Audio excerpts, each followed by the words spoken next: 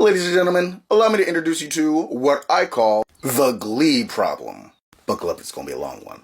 Now, the glee problem is this. Essentially, the glee problem is you have a high school show, and it's about a group of kids. But it's not named after one of the kids, it's really about the high school or something like that.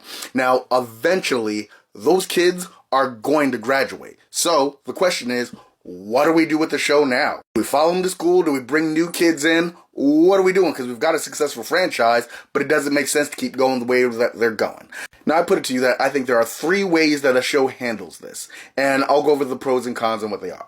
First up, the Saved by the Bell solution. And essentially, the Saved by the Bell solution says, listen, I know that, this is a show about high school kids, but really, it's about those high school kids. So what happens when they go to college? We're all going to college. We're going to college with them. Now again, like I said, there are pros and cons to the different styles. So here are the pros. That handsome group of young devils that we grew to know and love, we're still with them. So there's that comfort there of I know that character. Here are the cons. And actually, I'm going to use a different show, Boy Meets World, to show the big con in this approach. The biggest con that I see is in the characterization of the characters. Because when somebody's a lovable scamp when they're younger, you're like, aw, that's cute. You know what a college-aged lovable scamp is?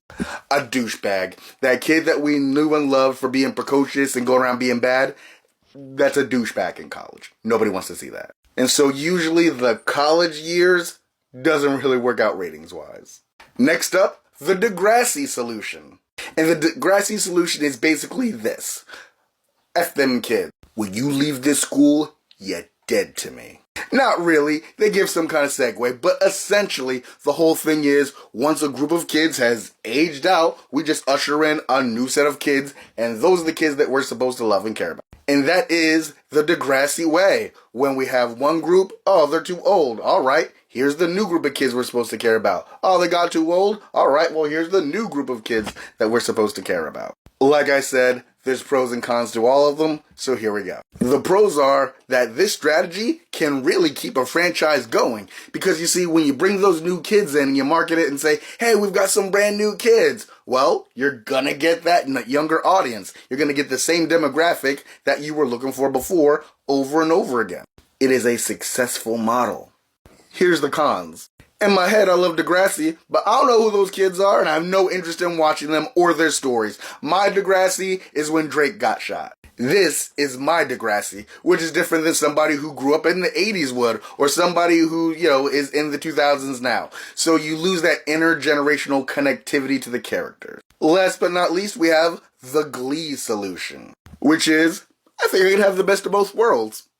We're going to have those old kids, we're going to have the new kids, and we're just going to split focus in the show. We're just going to have half the show be these college kids who have their own separate college stories, and either they show up every once in a while for no good reason, or we just see them off doing grown-up stuff. And then the other half are these new kids that we're trying to get to know. We're trying to understand what their stories are and give them some airtime. Now, the cons of this are pretty obvious. Right off the bat, you're like, dude, you're splitting focus. The old kids from Glee would have had the entire show to get us to care about them. Those new kids are literally only getting half the time, if that, so we end up not really caring about them. But also, we're kind of like, why is that older kid on the screen? So it's kind of like the worst of both worlds. Here's the plus though. You get to sell a whole lot of albums. You keep your star players where they're at, the money makers, no matter what. Because we don't care about the ratings. Instead, we care about selling those albums. So that's the plus. It also explains why the last season was garbage. The last couple seasons were garbage. Anyway, let me know which solution to the Glee problem do you like best and why?